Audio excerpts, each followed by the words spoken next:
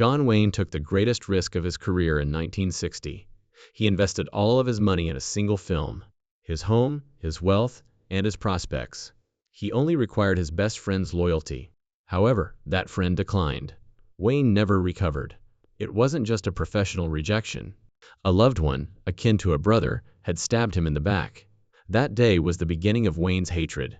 For the rest of his life, he would venomously utter this man's name. The dusty paths of the Wild West were not where John Wayne's life started. He was born in Winterette, Iowa, on May 26, 1907, to Mary and Robert Morrison. His mother, Mary Alberta Brown, was a strong woman who instilled perseverance in her son, and his father, Clyde Morrison, was a pharmacist. They weren't a wealthy family. They led a modest existence, with both financial and medical issues. The grit that would later characterize the man known as the Duke was formed by these early adversities. It's almost unbelievable that the most well-known cowboy in America was once the son of a small-town pharmacist who lived in peace and quiet in rural Iowa. The Morrisons relocated to Glendale, California, in 1913. They weren't aiming for fame. Doctors advised a drier climate because Clyde's health was deteriorating. Despite the hard terrain, they attempted to earn a life on a ranch in the Mojave Desert. The savings of the family vanished, and crops failed to flourish. The ranch dream fell apart. They went back to Glendale and had to start over, not defeated but humbled. During these difficult years, Marion learned the importance of perseverance and hard effort. Marion acquired the lifelong nickname while she was living in Glendale. Duke, his Airedale Terrier, accompanied him everywhere he went. They were dubbed Big Duke and Little Duke by the local firefighters.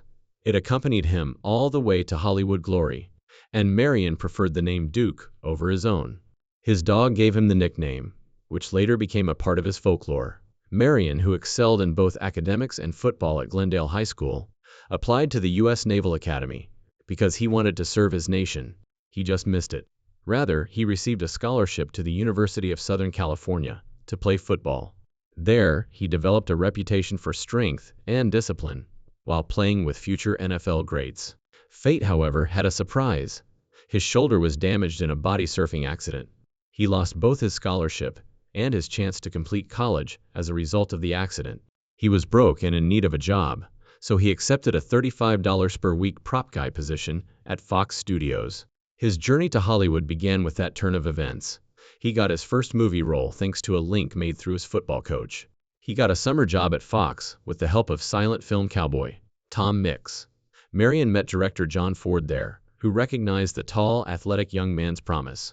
Bit pieces came next, and Marion gradually picked up the skills. In 1929, he played Duke Morrison in his first recognized motion picture role. He was gradually establishing himself in the film industry. John Wayne wasn't even present when the name was decided. He was cast in the lead role of Raoul Walsh's enormous production of The Big Trail, which was about the Oregon Trail, in 1930. They debated for a while before deciding on John Wayne as his new name. The Big Trail went over 4,300 meters across 7 states, utilized 700 animals, 293 principal actors, 20,000 extras, and cost over $2 million. However, theaters did not upgrade their equipment for the new widescreen format because of the Great Depression, a movie that was a failure. His career almost ended before it had started because of the failure. John Wayne endured more than 70 low-budget westerns for almost a decade. The work was quick, inexpensive, and taxing. He repeatedly portrayed the same type of persona, even attempting to be a singing cowboy. It was anything but glitzy. However, these movies taught him how to work with a camera, engage viewers, and prepare for the next step. Colia Pictures made everything worse. Harry Kahn, the head of the studio, humiliated Wayne after learning that he was seeing one of his actresses. Wayne was made to perform little, humiliating parts as traitors and dead bodies. It stayed with him forever. He declined to work for Columbia once more, even after he rose to fame. Then the moment that altered everything arrived. John Ford battled to get Wayne to play the Ringo Kid in Stagecoach in 1939. Wayne was viewed by the studios as a washed-up actor. Ford was unconcerned. The 96-minute Stagecoach was published on March 3, 1939. It was well received. The movie changed the Western genre forever and made Wayne a star. Movies helped to establish John Wayne as America's greatest combat hero. However, there was a lot more nuance to that picture. Wayne was 34 years old when the United States entered World War II in December 1941. He had 4 kids and was married. His family relied on him, so this earned him a 3A draft deferral. People continued to gossip even though he was exempt from serving. Other celebrities, such as Jimmy Stewart and Clark Gable, didn't think twice. After first being turned down for being too thin, Stewart put on weight in order to enlist in the Army Air Forces. He rose to the rank of brigadier general after flying 20 combat missions. Over Europe, Gable served as an aircraft gunner. Wayne remained in Hollywood. Republic Pictures, his studio, urged him to leave uniform. They wished to keep their star. Some claimed that Wayne requested them for assistance. Others said he felt bad about remaining.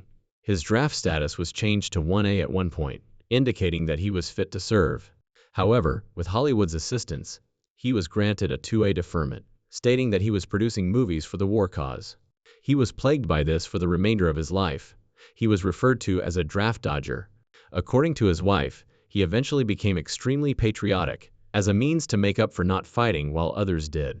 Wayne featured in John Ford's well-known Cavalry trilogy, from 1948 to 1950.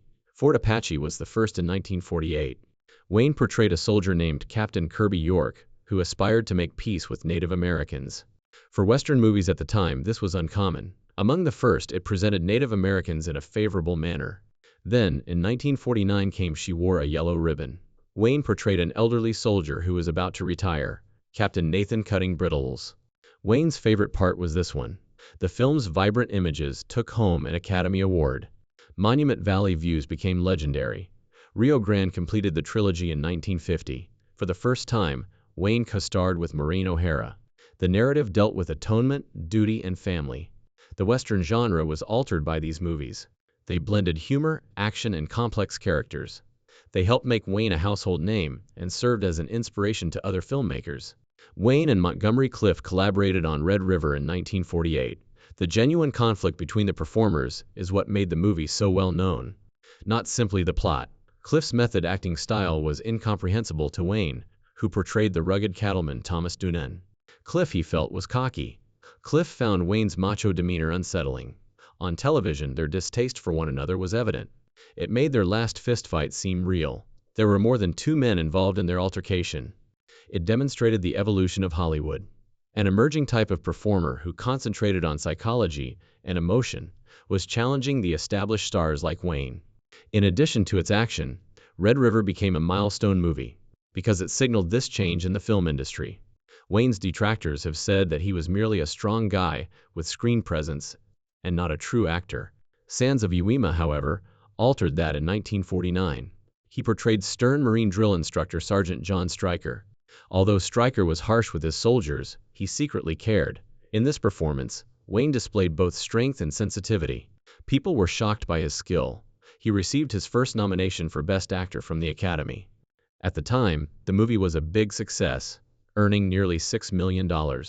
Many reviewers who had doubts about Wayne changed their thoughts after he demonstrated that he was a true actor. Wayne put up a lot of effort to assist the troops, despite not serving. He was on a USO tour in the South Pacific for 3 months in 1943 and 1944. He toured hospitals and bases, cheering up injured soldiers. During this deployment, he even held a covert position. He was instructed to report on if General MacArthur or his staff were causing issues for the OSS by the Chief of the Office of Strategic Services. Wayne received a certificate of service for this. In order to demonstrate his support for U.S. military, he continued to entertain troops in Korea and Vietnam. His reputation as a super patriot, which he maintained throughout his life, was bolstered by his endeavors. There were several shocking occasions in John Wayne's professional and personal life that profoundly impacted Hollywood history. His portrayal of Ethan Edwards in The Searchers in 1956 destroyed his reputation as a hero.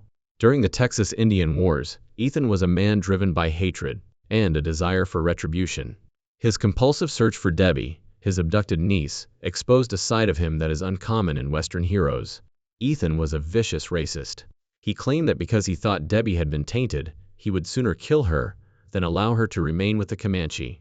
At the time, viewers were surprised by the film's direct emphasis on racial purity. In a terrifying moment, Ethan shot out the eyes of a dead Comanche, causing the soul to roam indefinitely. Ethan entered the desert by himself in the last scene, doomed by his own wrath. The story was further complicated by the fact that some people even think Ethan's affair with his brother's wife led to him becoming Debbie's biological father. This nuanced, somber performance permanently altered the perception of Western heroes. Wayne committed one of the most significant errors of his career with The Conqueror the same year.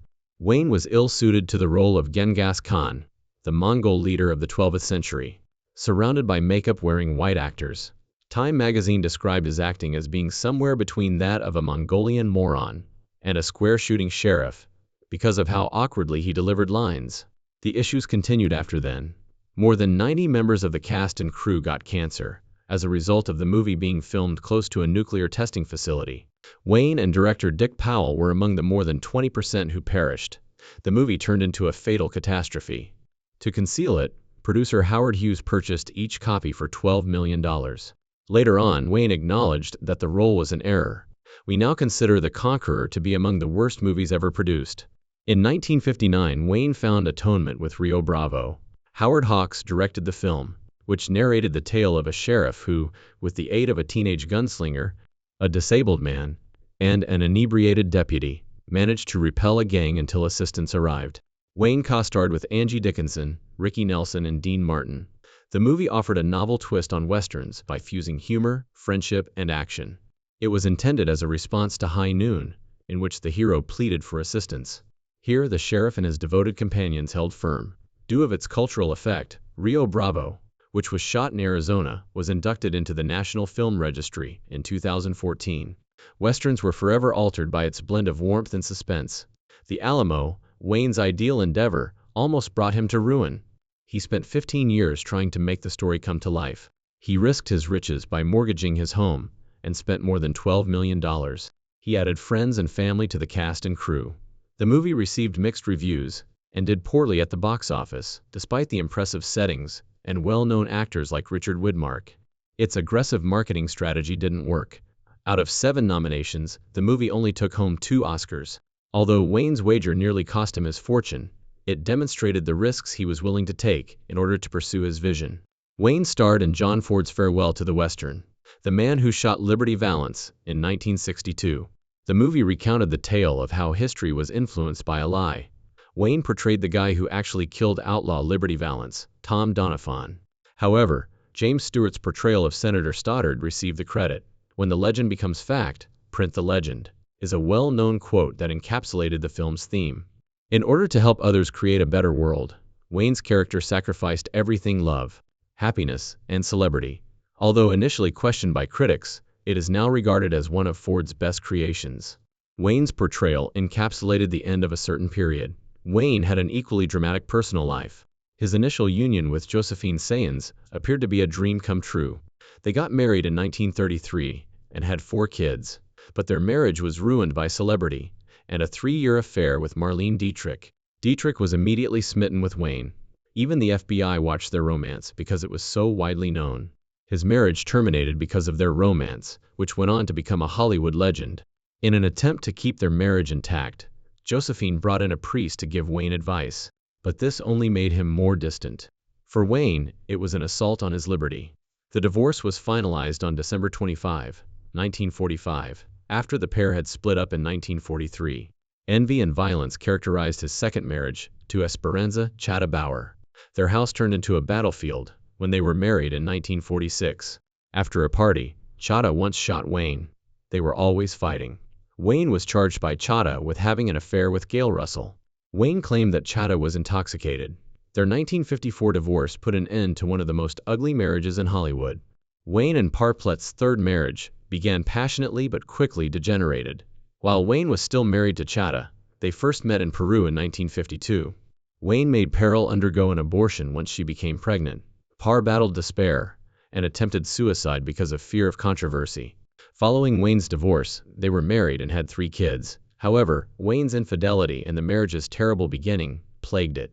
James Aries and John Wayne were like brothers. In the heyday of Hollywood, they became buddies. Wayne was already well known in the movie industry by the early 1950s. He made it possible for Aries to land the job that transformed his life. Wayne insisted that Aries take the major role in Gunsmoke. Aries was famous for 20 years in that position. Wayne even made an appearance on the inaugural episode of Gunsmoke. To increase the show's chances, he used his own celebrity to promote Aries to the public. Their relationship appeared to be unbreakable, but in 1960 everything broke down. The Alamo took years and a lot of money to build. He desired to see Ares in the movie. Ares didn't show there, which he expected as a sign of loyalty. There was no explicit explanation. It was betrayed, in Wayne's opinion. The pain was profound. Ernest was never forgiven by him. They didn't show up together again after that day. Their friendship ended in decades of silence, rather than conflict. Wayne's resentment didn't end there. His anger was also sensed by Gene Hackman. The strange thing is that Hackman and Wayne never collaborated at all.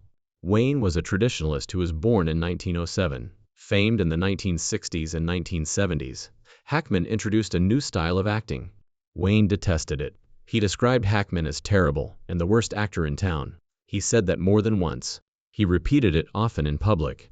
According to his daughter Asa, whenever her father witnessed Hackman's performances, he would tear them up. Wayne was blind to the fact that Hackman was one of the greatest actors of his era and had won 2 Oscars. For him, Hackman represented all he didn't like about the new Hollywood.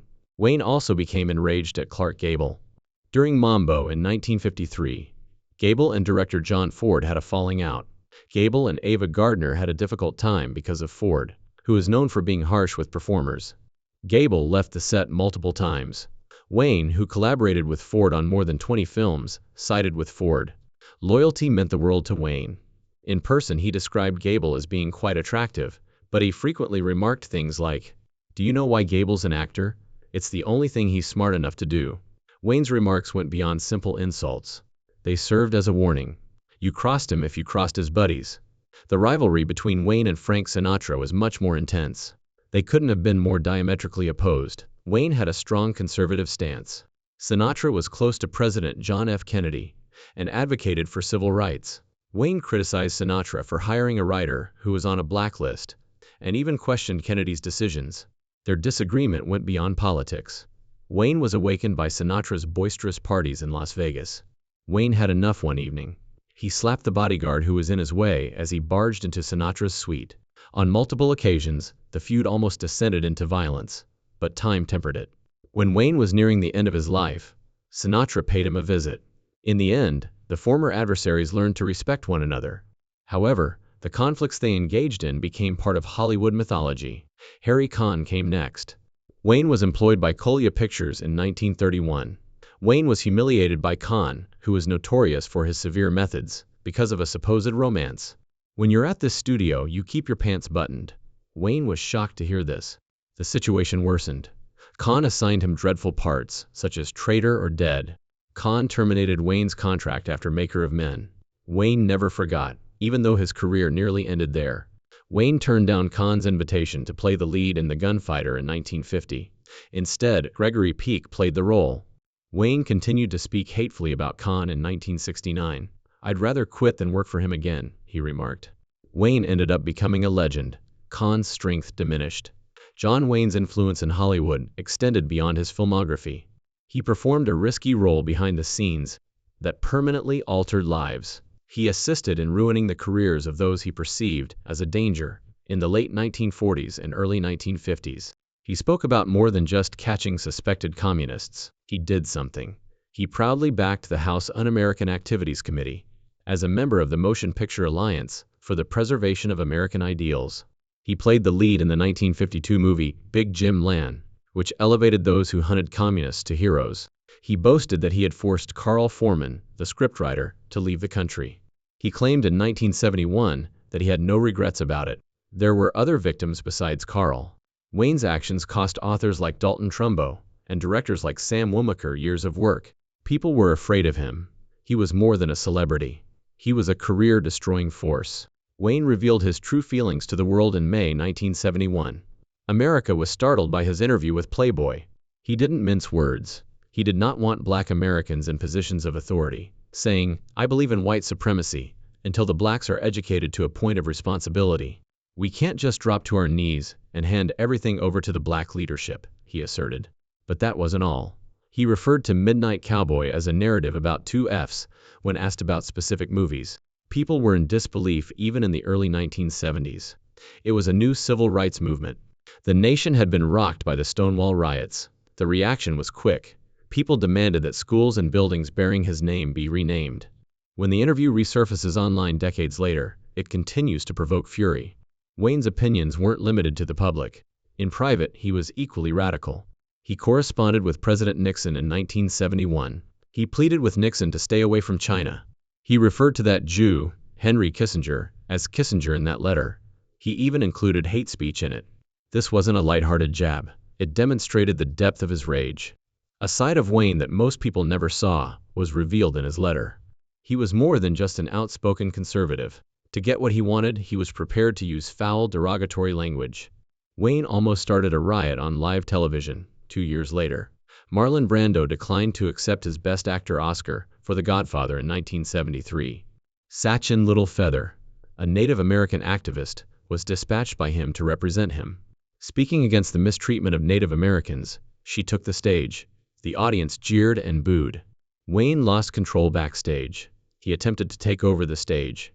It reportedly needed 6 security personnel to restrain him. Even though he was 65 at the time, his anger was evident. Littlefeather eventually received an apology from the Academy, which described what she had gone through as abuse. One of the bloodiest moments in Oscar history was that night. However, Wayne's reputation extended beyond his politics and rage. He eventually took home an Oscar in 1970. He won Best Actor at the Academy Awards for True Grit after more than 150 films. Despite his roles in iconic films like Stagecoach, Red River, and The Searchers, he had been ignored for decades. He was taken aback when Barbra Streisand declared his victory. As a joke, he said, "Wow, if I'd have known that, I'd have put that patch on 35 years earlier." His eye patch from his Rooster Cogburn character became a representation of his long-awaited triumph. The only competitive victory he had was that Oscar. It was perceived as a covert Lifetime Achievement Award.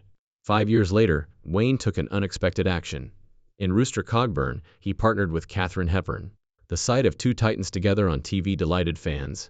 She finally portrayed a strong-willed woman who fought and related to Wayne's gruff marshal. It was their first time working together. They were respectful of one another off-screen. The movie turned into a unique opportunity to witness two giants sharing the limelight. Wayne's last movie, released in 1976, felt like a farewell. The shootist recounted the tale of a gunfighter who was dying. Wayne portrayed J.B. Brooks, a cancer patient looking for solace. I was personally affected by the role. Wayne had recovered from lung cancer, but he was ill once more. He passed away from stomach cancer 3 years after the movie. James Stewart and Lauren Bacall were among the carefully selected members of his cast. To preserve his reputation, he even rewrote the script. He forbade his character from shooting people in the rear. Ultimately, the movie served as his farewell. Many people considered John Wayne to be the quintessential American cowboy. However, his most difficult struggle did not take place in a movie. It took place in a medical facility. He battled lung cancer in 1964. 2 ribs and his entire left lung were removed by the doctors. He made no effort to conceal it. He discussed cancer candidly. He attempted to dispel the stigma by referring to it as the Big C. He appeared to have beaten it for a time. However, he underwent what ought to have been straightforward gallbladder surgery in January 1979. Doctors discovered stomach cancer at that point. To save him, they amputated his entire stomach. His prospects appeared favorable at first, according to the physicians, but the cancer had already spread. He returned to the hospital in May 1979. It was for his fight's last round this time. He passed away at age 72 on June 11, 1979. The country was shocked by the news. The man who had previously fought cancer and survived gunfights on television had fallen victim to the illness he had successfully fought. His passing seemed to mark the end of a period. The man they called the Duke was mourned by millions. The nation swiftly took action to memorialize him after his passing. Congress granted him a special Congressional Gold Medal in 1979. One of the greatest awards a civilian in America can receive is that medal. Based on a picture he took while filming The Alamo, it displayed his face. It featured a picture of him riding a horse in Monument Valley on the back. People were reminded of his well-known Western roles by that scene. The medal was well received by the public. There were more than 1.5 million copies sold. The price of a 3 in bronze copy was $830. $1 was the price of a smaller one. His family got the Gold Award on March 6, 1980. He received the Presidential Medal of Freedom from President Jimmy Carter that same year. These honors demonstrated how highly the country regarded him. The medals demonstrated the profound appreciation people had for him. despite some detractors questioning whether he deserved these accolades. His battle with cancer continued after he passed away. His family founded the John Wayne Cancer Foundation in 1985. They later assisted in the establishment of the John Wayne Cancer Institute at Santa Monica Street. John's Health Center. The foundation has a straightforward mission. It aimed to instill bravery, fortitude, and perseverance in the fight against cancer. It provided funding for awareness-raising initiatives, education, and research. The institute rose to prominence in the field of cancer research. It developed novel surgical techniques and immunotherapy medications. Young people are taught how to prevent skin cancer through one of its programs, Block the Blaze. The Wayne family continues to be involved in this endeavor. They support the foundation's ongoing efforts. Because to these initiatives, John Wayne's name is now associated with both actual advancements in the battle against cancer and movie heroism. This work has impacted millions of lives. However, not every aspect of his legacy was proud. Something from his background infuriated people online in 2019. A portion of a 1971 interview returned to the public eye. He had made overtly racist and homophobic comments in that interview. Until black people are educated to a point of responsibility, he had declared, "I believe in white supremacy." Additionally, he had made derogatory remarks about movies like Midnight Cowboy. On social media, the interview quickly gained popularity. Thousands responded. Many demanded that his name be taken out of public spaces. It was time to cancel him, according to some. His relatives raised their voices. They requested that people remember him as a kind and helpful family man. They cautioned against evaluating someone based solely on statements made a long time ago.